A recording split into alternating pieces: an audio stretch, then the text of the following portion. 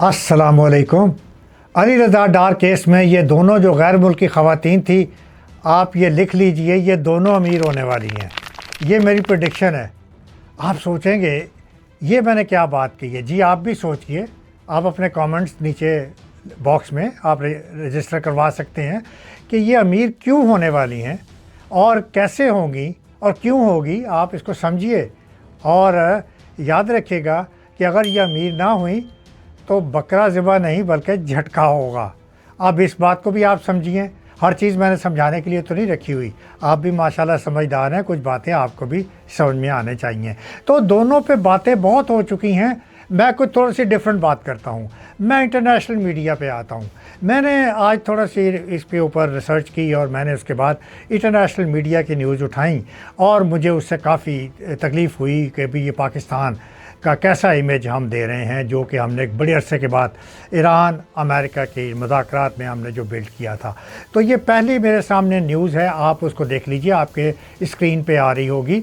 ये दी यरूशलेम पोस्ट के ऊपर आप देख लीजिए कि पाकिस्तान फॉरेन मिनिस्टर्स रिलेटिव ने क्या किया।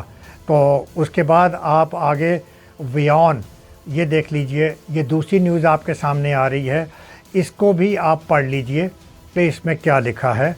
उसके बाद तीसरी न्यूज़ जो है वो NL टाइम्स नीदरलैंड टाइम्स की है, इसको भी ज़रा ये लें, ये देख लीजिए, पढ़ लीजिए, ज़रा सोच लीजिए।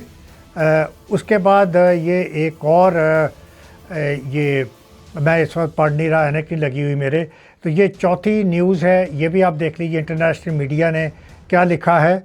और उसके बाद ये संडे गार्डियन है, ये संडे गार्डियन ने लिखा है। और उसके बाद ये अरब न्यूज़ है, ये आपके सामने है, तो इसको भी देख लीजिए।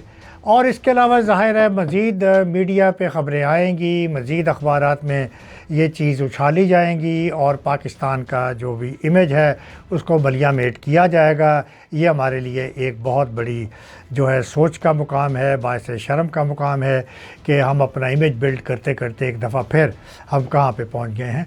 तो ये वाक़या कोई पाकिस्तान में पहला नहीं है। मैंने देखा कि मैंने कहा यार इससे पहले भी तो इस तरह के वाक़यात होते रहे हैं। हमारे यहाँ गैर मुल्की जो ख़वातीन आती रही हैं उनके साथ पहले भी ये वाक़यात हुए। आपको याद होगा 2020 में क्या हुआ, मैं 4-5 वाक़यात आपको याद करा देता हूँ।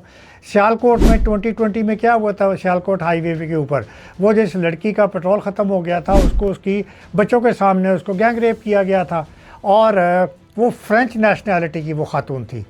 और फिर हमारी पुलिस ने क्या उस पर स्टेटमेंट दी थी कि इनको चाहिए कि रात को सफ़र ना करें, just look at the statement, के बजाय ये कि आप उसको कंसोल करें, आप ये स्टेटमेंट दे रहे हैं कि उनको सफ़र नहीं करना चाहिए रात को।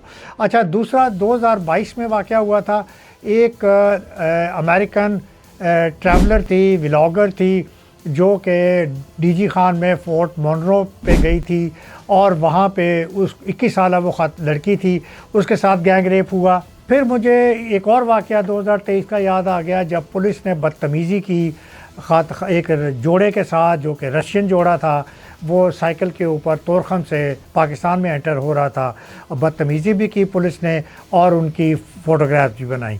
उसके बाद सादकाबाद का वाक़या आपको याद होगा 2024 का, 3 लड़कियां थीं जो कि फॉरेनर्स थीं, एक यूके की थी, एक इटालियन थी और एक ईरानियन थी। तो उनके साथ भी पुलिस ने कन्फ्रंट किया, बदतमीज़ी की और बात यहाँ तक पहुँची कि पुलिस ऑफिसर ने ईरानियन लड़की को थप्पड़ मार दिया और ना सिर्फ उनको थप्पड़ मारा बल्कि उनको डराया धमकाया और उनको ख़तरनाक नताइज की उनको धमकियाँ दी गई। तो ये भी हमारे लिए बहुत बड़ा एक ऑकवर्ड वाक़या था। 2024 में एक बेल्जियन लड़की इस्लामाबाद में वो मुर्दा पाई गई, उसके हाथ बंधे हुए थे और रिपोर्टेडली उसको भी रेप किया गया था। उसके बाद 2025 में एक डच मोटरसाइकिलिस्ट वो लड़की थी और पुलिस ने जिस तरह से उसकी क्वेश्चनिंग की, जिस तरह की उसके साथ पर्सनल क्वेश्चंस किए, शादी के बारे में, उम्र के बारे में, इस तरह की, तो वो भी उस लड़की के लिए बड़ी एम्बैरेसिंग थी और उसने इसको बहुत बड़ा एक नेगेटिव इमेज लिया पाकिस्तान का। और अभी जो 2026 में हुआ वो आपके सामने है।